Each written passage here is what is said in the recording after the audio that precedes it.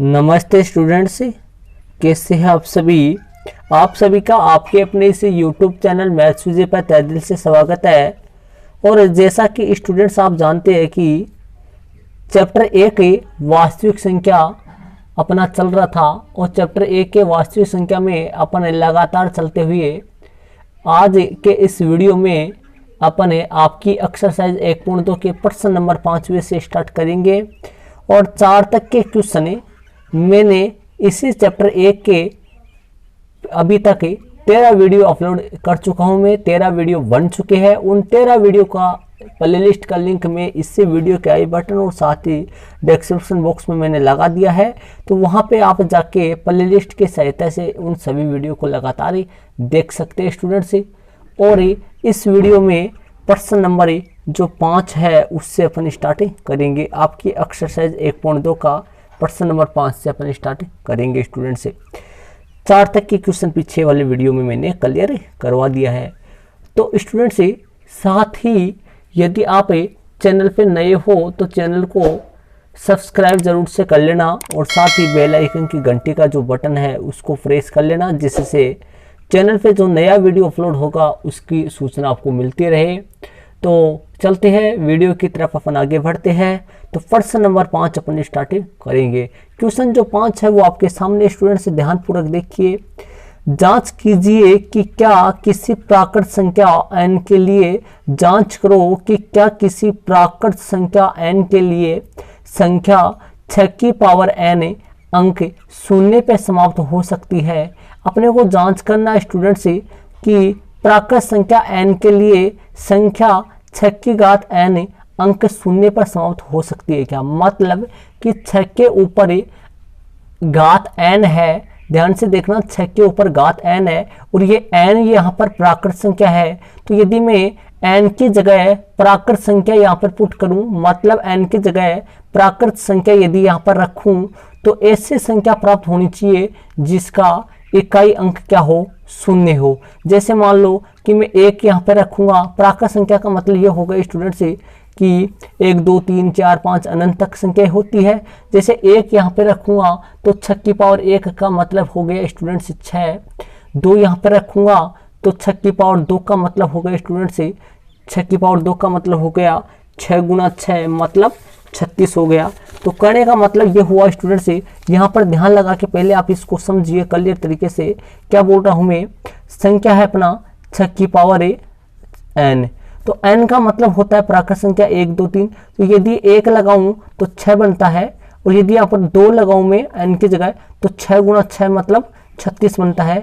और 6 की पावर में 3 लगाऊं तो 6 गुना 3 बार आएगा, तो 3 बार आएगा तो स्टूडेंट से 36 हो गया। 36 को 6 से गुना और करेंगे तो आपके सामने 216 आ जाएगा। कितना आ जाएगा, 216 आ गया। 36 18 हो जाएगा, 36 हो गया, 36 18 21।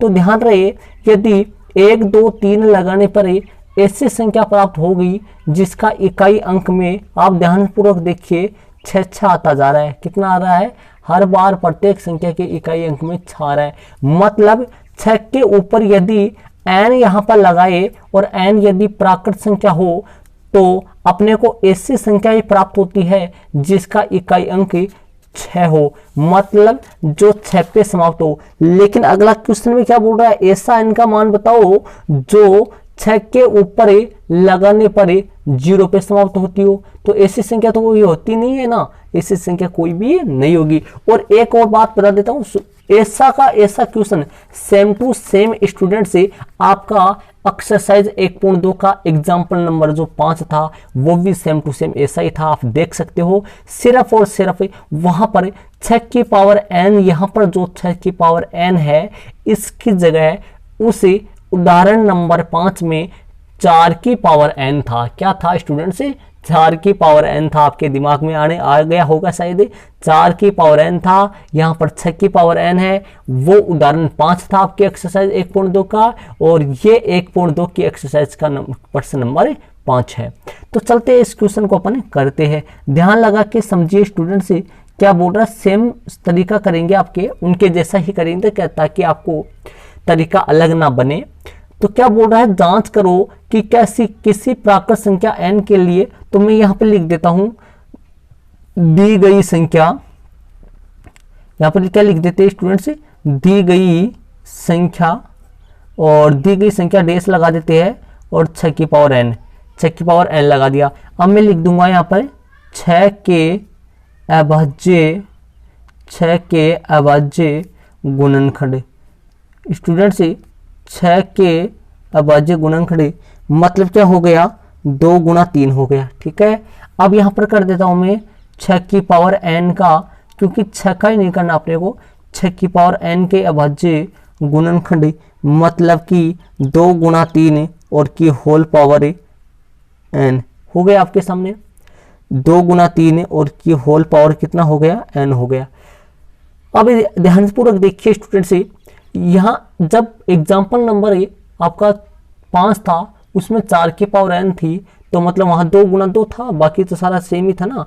अब यहाँ लिख देते हैं, यहाँ 6 की पावर n के, यहाँ 6 की पावर n के अभाज्य गुणनखंड, यहाँ 6 की पावर n के अभाज्य गुणनखंड में 5 नहीं है। यहाँ 6 की पावर n के अभाज्य गुणनखंड में 5 नहीं है।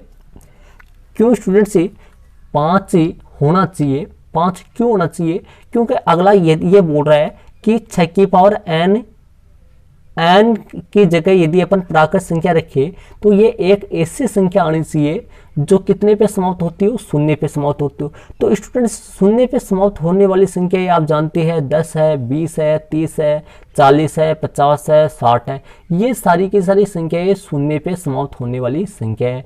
और 10, 20, 30, 40, 50 और 60 इनका यदि अपन अभाज्य गुणनखंड करें स्टूडेंट से, तो आप ध्यानपूर्वक देखिए मैं क्या बोल रहा हूँ, आपके समझ में आ रहा होगा कि मैं 10, 20, 30, 40, 50 इनका यदि अपन अभाज्य गुणनखंड करें तो इन सब के अभाज्य गुणनखंड में 5 हर बार आएगा।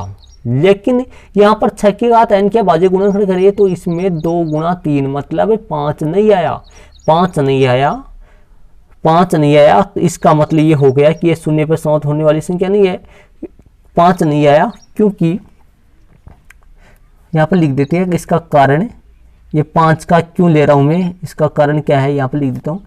क्योंकि हमें जानते हैं कि,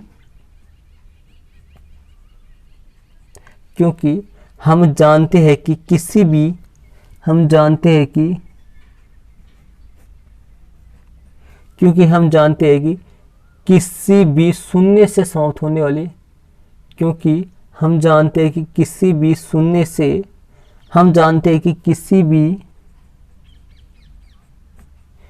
0 से, ये 0 से लिखा है, हम जानते हैं किसी भी 0 से समाप्त,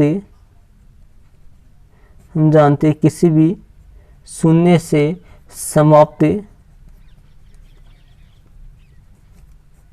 होने वाली संख्या, किसी भी 0 से समाप्त होने वाली संख्या के अभाज्य गुणनखंड में, संख्या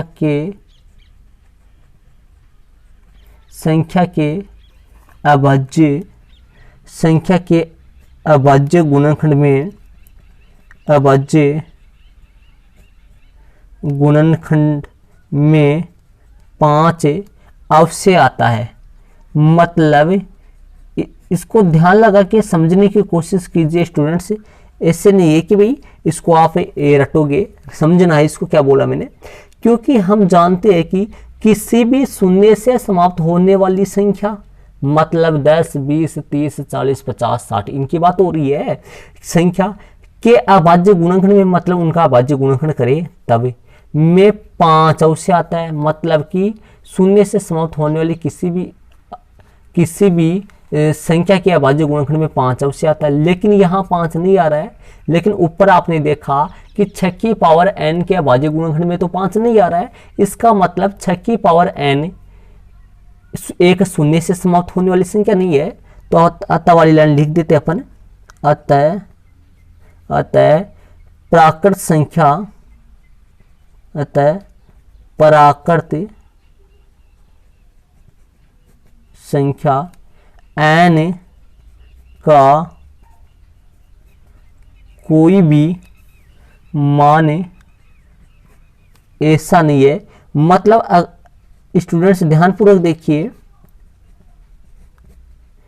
कि यहां पर क्या करना है, अपने को n का मान ऐसा चुनना है जिसको 6 की घात n के ऊपर लगाने पर, n का मान ऐसा लगाना है, इसके ऊपर लगाने से ऐसी संख्या प्राप्त हो जो शून्य पर समाप्त होती हो। तो अतः प्राकृत संख्या n का कोई भी ऐसा मान नहीं है, प्राकृत संख्या n का कोई भी ऐसा मान नहीं है जिसके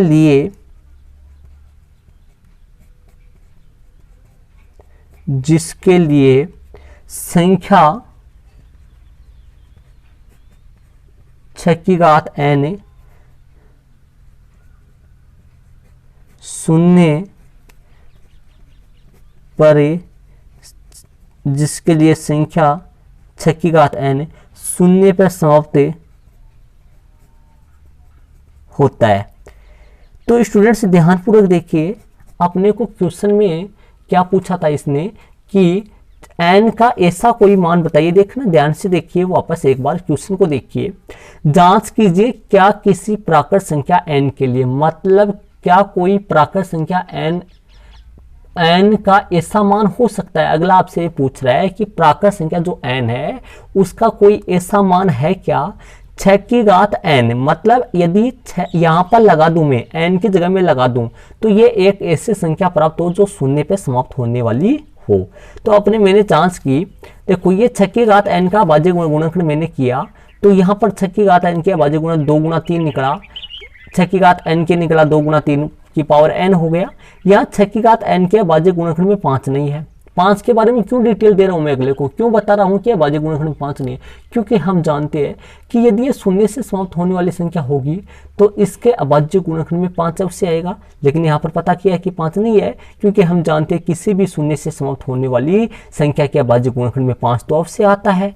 अतः प्राकृत संख्या n का कोई भी मान ऐसा नहीं है, मतलब प्राकृत संख्या n का कोई भी मान ऐसा नहीं है, कोई भी मान ऐसा नहीं है। तो इसका जो आंसर आ गया वो नहीं आ गया, जिसके लिए संख्या 6 की घात n शून्य पे समाप्त होता है। तो इसका जो आंसर है वो नहीं है। कि क्या आंसर है इसका, हाँ नहीं में आंसर आना चाहिए था, हाँ है तो वैसे ही बतानी थी कौन सी है वो। लेकिन ध्यानपूर्वक देखिए कि हाँ, नहीं, इसका आंसर क्या आ गया, नहीं आ गया। तो ये अपना आपका प्रश्न नंबर जो 5 है वो क्लियर हो गया। इसको आप अपनी नोटबुक में जरूर अंकित कर लीजिए। और ऐसा ही स्टूडेंट्स सेम आपका एग्जाम्पल नंबर 5 था। एग्जाम्पल नंबर 5 और प्रश्न नंबर 5 सेम क्वेश्चन है। एग्जाम्पल नंबर 5 में 4 की घात n चल रहा है, वहीं प्रश्न नंबर 5 में 6 की घात n चल रहा है। बाकी सारा सेम है, कोई बदलाव नहीं है स्टूडेंट्स। तो चलते हैं इसी के साथ आगे वाले प्रश्न नंबर 6 में चलते हैं। तो स्टूडेंट्स आपके सामने प्रश्न नंबर 6 है। प्रश्न नंबर 6 को अपन ध्यानपूर्वक पढ़ेंगे और इसको समझेंगे, फिर आगे बढ़ेंगे अपन। तो प्रश्न नंबर 6 ध्यान से देखिए, व्याख्या कीजिए। व्याख्या करने का मतलब यह हो गया स्टूडेंट, सारांश कीजिए या फिर इसका निष्कर्ष निकालिए कि 7 गुना 11 गुना 13, 7 गुना 11 गुना 13 प्लस 13 और 7 गुना 6 गुना 5 गुना 4 गुना 3 गुना 2 गुना 1 प्लस 5 भाज्य संख्या क्यों है। तो स्टूडेंट्स ध्यान दीजिए, ये प्रश्न नंबर आपका 6 है, आपकी एक्सरसाइज 1.2 का। इससे पहले मैंने नोट्सों में एक अंक गणित के आधारभूत प्रमेय आपको करवाया था। और अंक गणित के आधारभूत प्रमेय क्या होती है, अंक गणित के आधार मैंने और ये भी कहा था आपको कि अंक गणित के आधारभूत प्रमेय आपकी एक्सरसाइज 1.2 के प्रश्न नंबर 6 में काम में आएगी। सिर्फ कौन से प्रश्न में काम में आएगी, 6 वाले क्वेश्चन में काम में आएगी। तो इसी के साथ ये 6 वाला क्वेश्चन अपना आ गया है और इसी में वो अंकगणित की प्रमेय जो है वो काम में आएगी। वो अंकगणित की प्रमेय होती क्या है, आप बेसिक में चले जाइए, मतलब नोट्सों में चले जाइए, वहां से देखिए, मैं आपको कंफर्म कराता हूं कि अंकगणित के आधारभूत प्रमेय होती क्या है। अंकगणित के आधारभूत प्रमेय के अनुसार यह प्रत्येक भाज्य संख्या को अपन अभाज्य संख्याओं के रूप में व्यक्त कर सकते हैं। मतलब कि प्रत्येक जो भाज्य संख्या है उनको अपने अभाज्य संख्याओं के रूप में व्यक्त कर सकते हैं। यह है मतलब ये कौन सी है, अंक गणित के आधारभूत प्रमेय है। तो अंक गणित के आधारभूत प्रमेय के अनुसार प्रत्येक भाज्य संख्या को अभाज्य संख्याओं के रूप में व्यक्त कर सकते हैं। तो उससे यही प्रमेय अपने काम में आएगी इस सवाल में। तो इसको अपन स्टार्ट करते हैं। मैंने यहाँ हल लगा दिया है, आपको क्वेश्चन नहीं अंकित करना है, और यदि आप क्वेश्चन अंकित करो तो कर भी सकते हो। तो दी गई संख्या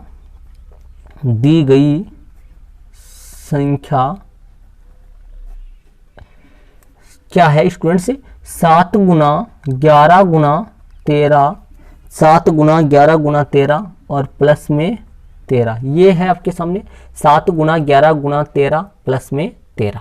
अब इसको हल करें, ध्यान से देखना। यदि यहां से लेकर ध्यान से देखना, यहां से 7 गुना 11 गुना 13, ध्यान से देखिए, फिर प्लस आ गया और फिर 13 आ गया। तो यदि इनमें दो, ये तो पूरा एक है, ये अकेला एक है, बीच में प्लस है। यदि इनमें कॉमन लिया जाए तो ध्यानपूर्वक देखना स्टूडेंट्स, कॉमन इसमें 13 आएगा और अंदर क्या बचेगा, 7 गुना 11 और प्लस में 1 बच जाएगा। आपके सामने ध्यानपूर्वक देख लो, 13 कॉमन आ गया और अंदर बचेगा 7 गुना 11, अंदर बच गया 7 गुना 11 और गुना 13 बच गया। ठीक है, देखो 13 तो बाहर आ गया और अंदर क्या बच गया, 7 गुना 11, और ये 13 बाहर आ गया, प्लस का प्लस, सर 13 नहीं रहा तो 13 की जगह 1 आ गया। तो अब यहां से देखना स्टूडेंट से, इसके बाद में देखना, यह एक अभाज्य, यह एक अभाज्य संख्या, यह एक अभाज्य संख्या नहीं है, यह एक अभाज्य संख्या नहीं है, क्योंकि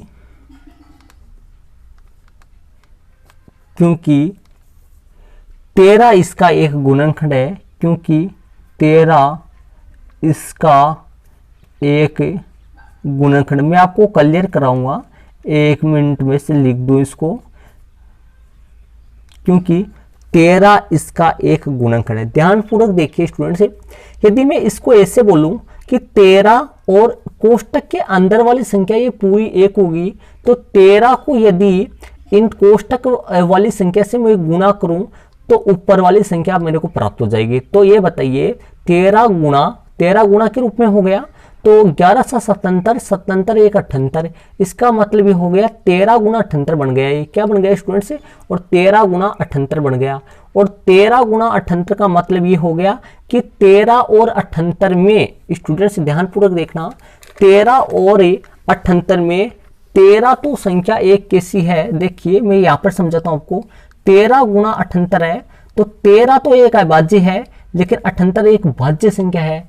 तो कहने का मतलब अंक गणित के आधारभूत प्रमेय क्या कहा था, उसके अनुसार क्या होता है कि प्रत्येक भाज्य संख्या को अभाज्य संख्याओं के गुणनफल के रूप में व्यक्त कर सकते हैं। तो प्रत्येक भाज्य संख्या, यदि इन दोनों को गुणा करूं तो ये भाज्य ही निकलेगा, क्योंकि अभाज्य, एक तो यह भाज्य हो रही है, ये भाज्य है। अभाज्य को यदि एक अभाज्य हो और एक भाज्य हो, एक अभाज्य हो और एक भाज्य हो, और यदि इन दोनों को आपस में गुणा करें तो भाज्य ही निकलता है, और यदि दोनों अभाज्य हो तब भी भाज्य ही निकलता है। यह अंकगणित के प्रमेय के अनुसार होता है।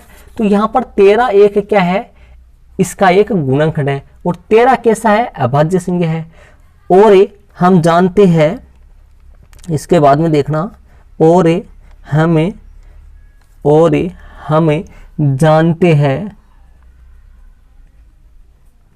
और हमें जानते हैं कि अंक गणित के आधारभूत प्रमेय के अनुसार हम जानते हैं कि अंक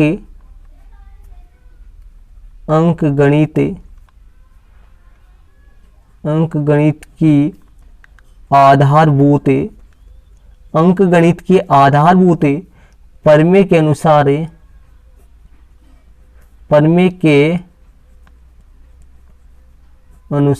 अंकगणित के आधारभूत प्रमेय के अनुसार प्रत्येक भाज्य संख्या को प्रत्येक भाज्य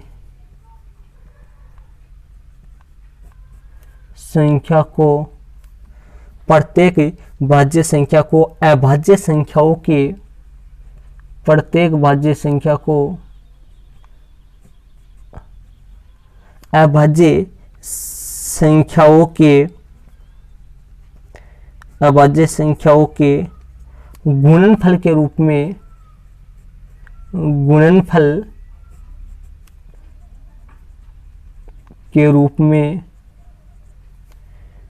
व्यक्त, व्यक्त का मतलब लिख सकते हैं, व्यक्त कर सकते हैं। स्टूडेंट्स ध्यान दीजिए, मैंने ये क्लियर करवाया है आपको, ये वाला कथन जो है आपको लिखना पड़ेगा इसमें, इस कथन के अनुसार ही कार्य हुआ है इसमें। क्या देखना, दी गई संख्या 7 गुना 11 गुना 13 प्लस 13। अब इनमें से 13 मैंने कॉमन ले लिया तो 7 और 11 अंदर बच गया और ये 13 बाहर चला गया तो प्लस में 13 की जगह 1 आ गया। ठीक है स्टूडेंट्स, अब मैंने क्या लिखा, यह एक अभाज्य संख्या नहीं है, मतलब यह एक अभाज्य संख्या नहीं है। व्याख्या किसकी करनी थी क्वेश्चन में, देखो एक तो ये संख्या यहां से यहां तक की संख्या है, एक ये संख्या है, इन दोनों संख्याओं को भाज्य संख्या साबित करना है कि भाई भाज्य संख्या क्यों है ये। तो मैंने नीचे क्या लिखा, इसको साबित क्या करना है, भाज्य साबित करनी है। तो मैंने यहाँ पर क्या लिखा, यह एक अभाज्य संख्या नहीं है, मतलब अभाज्य संख्या नहीं है तो ये भाज्य संख्या होगी, और भाज्य संख्या तो अपने को साबित करनी है। देखना ऊपर ये भाज्य संख्या तो लाना है, तो मैंने यहाँ पर लिख दिया यह एक अभाज्य संख्या नहीं है। तो अभाज्य संख्या नहीं है तो कौन सी होगी, ये भाज्य होगी। ऊपर वाली यह का मतलब इस पूरी संख्या के लिए बोला गया है, यह एक अभाज्य संख्या नहीं है क्योंकि 13 इसका एक गुणनखंड है, क्योंकि जो 13 है वो इसका एक गुणनखंड है, 13 इसका एक गुणनखंड है। और हम जानते हैं कि अंक गणित के आधारभूत प्रमेय के अनुसार, हम जानते हैं कि अंक गणित के आधारभूत प्रमेय के अनुसार, अंक गणित के आधारभूत प्रमेय के अनुसार प्रत्येक भाज्य संख्या को, ये जो भाज्य संख्या थी ना, ये वाली ऊपर वाली भाज्य संख्या थी, प्रत्येक भाज्य संख्या को अभाज्य संख्याओं के गुणनफल के रूप में व्यक्त कर सकते हैं। और यहाँ पर किया है मैंने, गुणनफल के रूप में, गुणनफल के रूप में व्यक्त कर सकते हैं। और 13 इसका क्या आ गया, एक गुणनखंड आ गया। और 13 कैसा है, 13 अभाज्य संख्या है, इसलिए यह अभाज्य संख्या के गुणनफल के रूप में व्यक्त हो गई। इसका मतलब हो गया स्टूडेंट्स, इसलिए या अतः वाली लाइन भी लिख सकते हैं, दो आ जाएंगी। अतः यह एक, अतः यह एक भाज्य संख्या है, अतः यह एक भाज्य संख्या है, अतः यह एक भाज्य संख्या है। हो गया इसके बारे में क्लियर, मतलब एक के बारे में हुआ अभी तक है, दूसरा बाकी है अभी। एक के बारे में हुआ अभी तक, तो दूसरा तो अभी बाकी है कि भाई दूसरी कैसे है। देखना आगे दूसरा अपन, तो दूसरी संख्या अपन लेते हैं स्टूडेंट्स, क्या थी दूसरी संख्या, यहां पर लगा देता हूं मैं और लगा के दूसरी संख्या ले लेते हैं ऊपर से। प्रश्न में दूसरी संख्या क्या थी, यहाँ पर आपके सामने क्वेश्चन है, देखिए 7 गुना 6 गुना 5 गुना 4 गुना 3 गुना 2 गुना 1, मतलब 7 से स्टार्ट होकर 1 तक गुना में और फिर प्लस में 5 आ रहा है। तो ऐसा अपन लिख देते हैं। यहाँ पर संख्या कौन सी थी, यहाँ पर लिख देते अपन, क्या था संख्या, यहाँ पर लिख देते, ध्यानपूर्वक देखना, 7 गुना 6 गुना 5 गुना 4 गुना 3 गुना और 2 गुना और 1 और प्लस में 5 हो गया आपके सामने।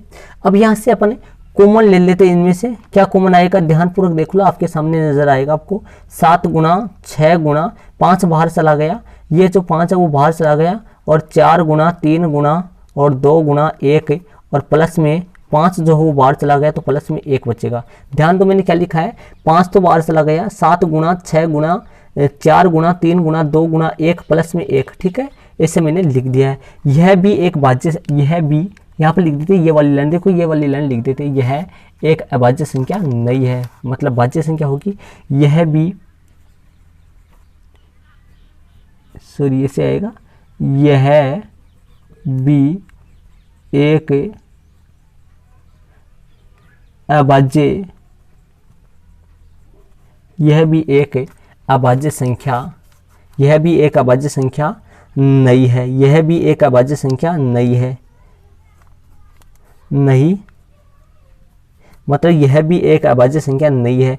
क्योंकि क्यों नहीं है, क्योंकि 5 इसका 5 5 इसका एक गुणनखंड है, 5 इसका एक गुणनखंड है, 5 इसका एक गुणनखंड है, 5 इसका एक गुणनखंड ये आ रहा है, इसका 5 इसका एक गुणनखंड आ रहा है। देखो यहाँ पर 5, ये जो पूरी संख्या है, ये पूरी संख्या वैसे यदि इसको गुणा करें, यहाँ 7 से लेकर 1 तक तो गुणा कर दे और जो आएगा उसमें 5 जोड़ दो, तो ये पूरी संख्या बन जाएगी, उतनी जितनी आएगी उतनी बन जाएगी।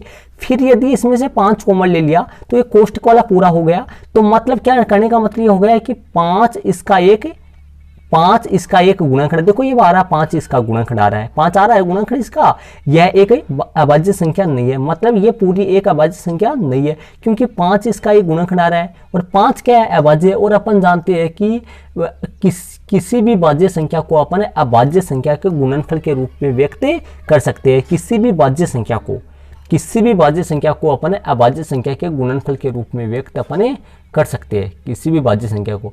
तो ध्यान दो, ये भाज्य संख्या होगी, आपके सामने 5 है, 5 अभाज्य संख्या है। तो कोई भी भाज्य संख्या होती है, उस भाज्य संख्या को अभाज्य संख्याओं के गुणनफल के रूप में व्यक्त कर सकते हैं। मतलब भाज्य संख्या जो होती है कोई भी, उसको अपन अभाज्य गुणा अभाज्य के रूप में लिख सकते हैं। तो देखो भाज्य, ये पूरी भाज्य संख्या थी, तभी तो ये 5 क्या है, 5 क्या आया, अभाज्य आया, और इसको अभाज्य गुणा भाज्य के रूप में लिखा गया। 5 क्या है, यहाँ पर 5 अभाज्य है, ऐसा लिखा गया इसको।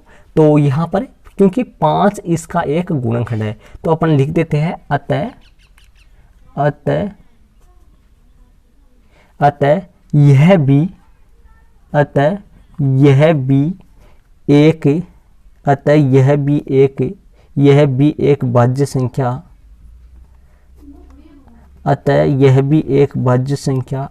अतः यह भी एक भाज्य संख्या है। हो गए आपके सामने क्लियर। देखो दूसरा, इसमें 2 क्वेश्चन है, ये वैसे 2 है अलग अलग, दूसरा थोड़ा छोटा हुआ है, बल्कि पहला वाला थोड़ा बड़ा हुआ है। क्यों हुआ, इसकी वजह से मैं बताऊंगा आपको। देखना ध्यानपूर्वक, देखो मैं आपको क्लियर करवाता हूँ फिर से, अच्छी तरीके से ध्यान से देखना क्या बोल रहा है मैंने। दी गई संख्या 7 गुणा 11 गुणा 13 प्लस में 13। अब यहाँ से देखना 13 कॉमन आ गया, तो 7 गुणा 11 प्लस 1 बच गया। यह एक अभाज्य संख्या नहीं है, मतलब ये एक अभाज्य संख्या नहीं है, क्योंकि 13 इसका एक गुणनखंड आ रहा है। और जब कोई भी संख्या हो, जब कोई भाज्य संख्या हो और उसको अभाज्य गुणा अभाज्य के रूप में लिख दिया जाए, तो वो पक्की ही भाज्य संख्या होती है। मतलब प्रत्येक भाज्य संख्या को अपन अभाज्य संख्या के गुणनफल के रूप में व्यक्त कर सकते हैं। तो देखिए 13 जो है, 13 अभाज्य है, तो ये जो पूरी संख्या है उसको अपन लिख दिया अभाज्य, ये अभाज्य है ना, अभाज्य गुणा भाज्य। तो यदि अभाज्य गुणा अपन भाज्य लिखते हैं, तो प्रत्येक भाज्य संख्या को अपन अभाज्य संख्याओं के गुणनफल के रूप में व्यक्त करते हैं। इसका मतलब ये यहाँ, क्योंकि 13 इसका एक गुणनखंड है, और हम जानते हैं कि अंकगणित की आधारभूत प्रमेय के अनुसार प्रत्येक भाज्य संख्या को अभाज्य संख्याओं के गुणनफल के रूप में व्यक्त कर सकते हैं। प्रत्येक भाज्य संख्या को अभाज्य संख्या के गुणनफल के रूप में व्यक्त कर सकते हैं। अतः यह एक भाज्य संख्या है, मतलब यह एक क्या हो गई, भाज्य संख्या हो गई, क्योंकि 13 इसका एक गुणनखंड आ गया, जो कि 13 क्या है, अभाज्य है। अब ऐसे नीचे वाला और देखते हैं कि और 7 गुणा 6 गुणा 5 गुणा 4 गुणा 3 गुणा 2 गुणा 1, ये हो गया, 5 कॉमन आ गया, 5 यहाँ से हट गया, यहाँ से 5 हट गया। यह भी एक अभाज्य संख्या नहीं है, यह भी एक अभाज्य संख्या नहीं है, मतलब क्या है, फिर भाज्य है। और भाज्य क्यों है, क्योंकि इसको अभाज्य संख्याओं के गुणनफल के रूप में व्यक्त किया जा रहा है।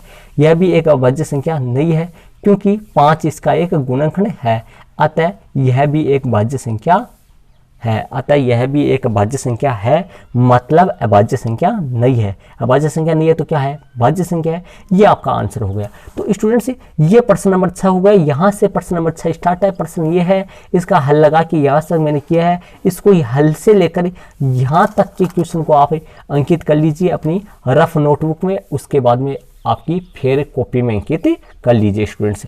तो ये आपका प्रश्न नंबर कौन सा हो गया, 6 हो गया। इसको आप अपनी फिर नोटबुक में अंकित कर लेना स्टूडेंट्स। तो इसी के साथ अपन आगे वाले प्रश्न नंबर 7 में चलते हैं। तो स्टूडेंट्स, इसी के साथ अपन प्रश्न नंबर 7 में आ चुके हैं। प्रश्न नंबर 7 आपको दिखाई दे रहा है।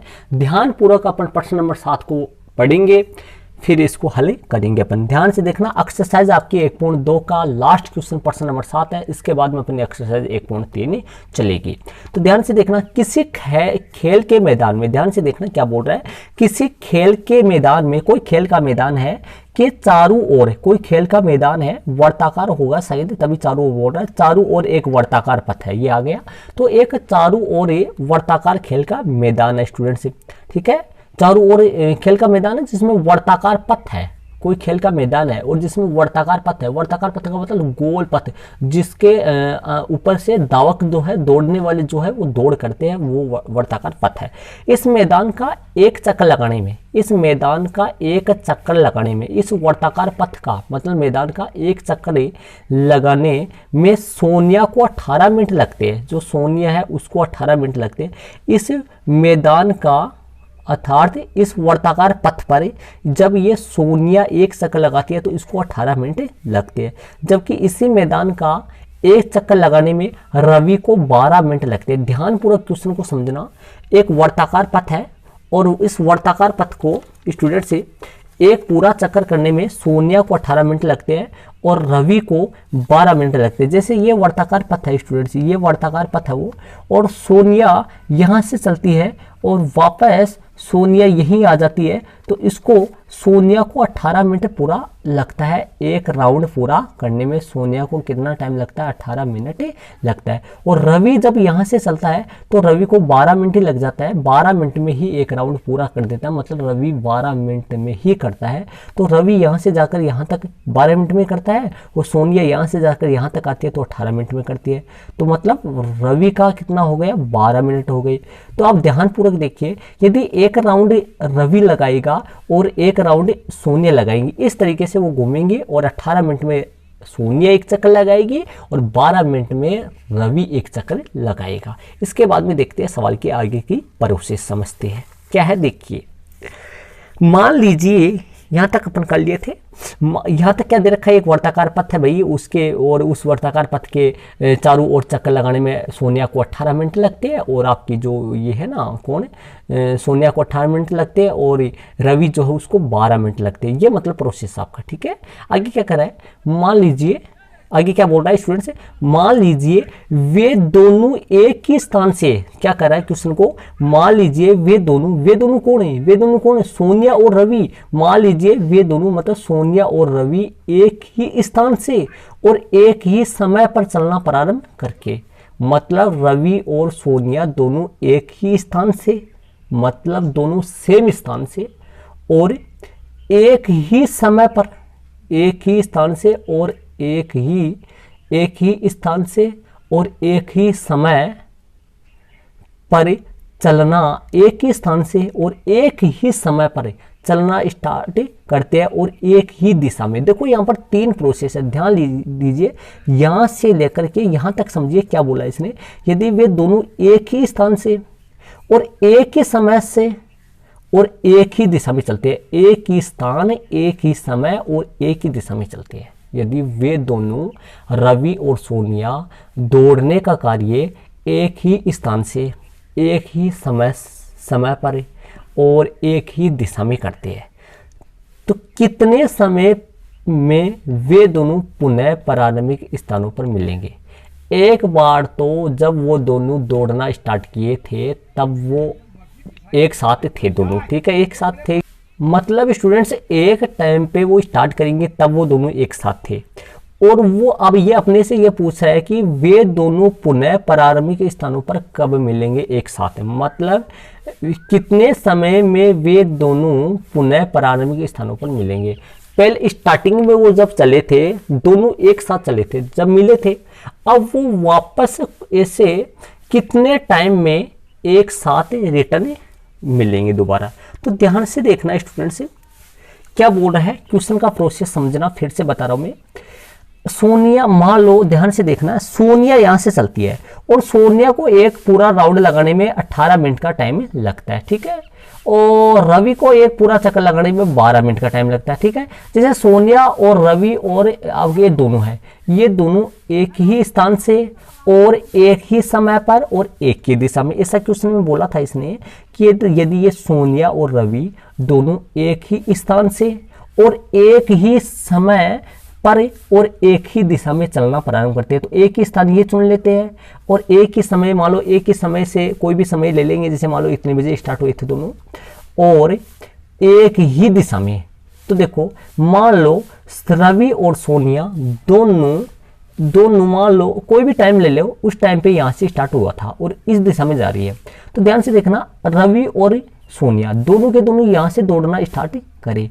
तो देखो रवि को 12 मिनट लगते हैं और 18 मिनट सोनिया को लगते हैं। तो ध्यान से दोनों एक साथ चले थे, एक ही दिशा में चल रहे हैं और एक ही समय पर चल रहे हैं। लेकिन देखो सोनिया जो है ज़्यादा टाइम ले रही है, रवि कम टाइम ले रहा है। तो यहाँ से चलेगा तो धीरे धीरे सोनिया ये जो रवि है वो आगे निकल जाएगा, क्योंकि रवि को 12 मिनट में ही एक चक्कर लगा लेता है और सोनिया 18 लगाती है। तो एक चक्कर में जब 18 मिनट में रवि सोनिया यहाँ पर पहुंचेगी, तब रवि यहाँ पर आगे जा चुका होगा, क्योंकि रवि तो 12 मिनट में कर दिया ना एक राउंड, तो रवि यहाँ पर चला जाएगा। फिर इस तरीके से तो देखिए, यदि ये रवि है और ये है सोनिया, ध्यानपूर्वक देखना, रवि और सोनिया। तो रवि को देखो 12 मिनट लगता है एक राउंड में, पहला राउंड लगाया, दोनों पहले राउंड स्टार्ट किया, तो रवि पहला राउंड में 12 मिनट में पूरा कर दिया। सोनिया पहला राउंड 18 मिनट में करी और दूसरे राउंड में रवि को पूरे 24 मिनट लगे और सोनिया को 18 दूनी 36 मिनट लगे। ध्यानपूर्वक समझना अच्छी तरीके से। तीसरा राउंड स्टार्ट करने के लिए चले हैं और तीसरा राउंड में 12 दूनी 24, 12 तिया 36। तीसरे राउंड में रवि को 36 मिनट लगेंगी। 3 राउंड पूरा करने में, 3 चक्कर पूरा करने में रवि को 36 मिनट का टाइम लगेगा और सोनिया को 2 चक्कर पूरा करने में 36 मिनट लगेंगे। तो ध्यानपूर्वक देखिए, रवि जब 3 राउंड पूरा कर देगा और सोनिया जब 2 राउंड पूरा करेगी, 2 चक्कर पूरा करेगी, तो वो दोनों के दोनों यहाँ पर प्रारंभिक स्थान पर मिलेंगे, क्योंकि 36 मिनट के बाद रवि 3 चक्कर पूरा करके यहाँ पर पहुंच जाएगा और 36 मिनट के बाद सोनिया 2 चक्कर पूरा करके यहाँ पर मिलेगी। तो ये बताओ, स्टार्टिंग में ये दोनों शुरू से यहाँ से चले थे, मतलब शुरू में यहाँ से चले थे, लेकिन रवि 3 चक्कर के बाद और सोनिया 2 चक्कर के बाद, और टाइम दोनों के दोनों 36 मिनट के बाद यहाँ पर पुनः प्रारंभिक स्थान पर मिल जाएंगे। तो अगला क्वेश्चन क्या कर रहा है, अगला क्वेश्चन क्या बोल रहा है, अगला क्वेश्चन बोल रहा है कि कितने समय में वे दोनों पुनः प्रारंभिक स्थानों पर मिलेंगे। तो बताओ 36 मिनट बाद वे दोनों सोनिया और रवि प्रारंभिक स्थान पर मिल जाएंगे। तो इसका आंसर आने वाला है 36। तो देखो 36 जो है वो 12 से बड़ा है और 18 से बड़ा है, तो ये एलसीएम होगा। इनका क्या निकालना पड़ेगा, अपने को एलसीएम निकालना पड़ेगा। तो इसको अपन करते हैं, ध्यानपूर्वक देखना। तो 12 और 18 का क्या निकालना पड़ेगा, अपने को एलसीएम निकालना पड़ेगा। तो सबसे पहले मैं लिख देता हूं सोनिया का समय। क्या लिख दिया मैंने स्टूडेंट से, सोनिया का समय बराबर में कितना लिख दिया, 18 मिनट। ठीक है, हो गया। अब मैं नीचे लिख देता हूं तथा रवि का समय। रवि का समय कितना है, 12 मिनट। रवि कितने टाइम में पूरा चक्कर करता है, राउंड 12 मिनट में करता है। सोनिया का समय 18 मिनट और रवि का समय 12 मिनट हो गया। ठीक है स्टूडेंट्स, अभी 18 और 12 का अपन एलसीएम निकालते हैं। अतः वे दोनों पुनः प्रारंभिक स्थान पर मिलेंगे, मतलब कि स्टूडेंट से वे दोनों पुनः प्रारंभिक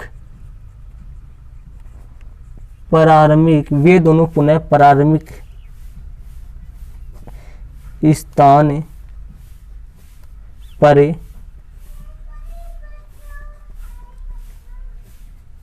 मिलेंगे। अतः वे दोनों पुनः प्रारंभिक स्थान पर मिलेंगे। एलसीएम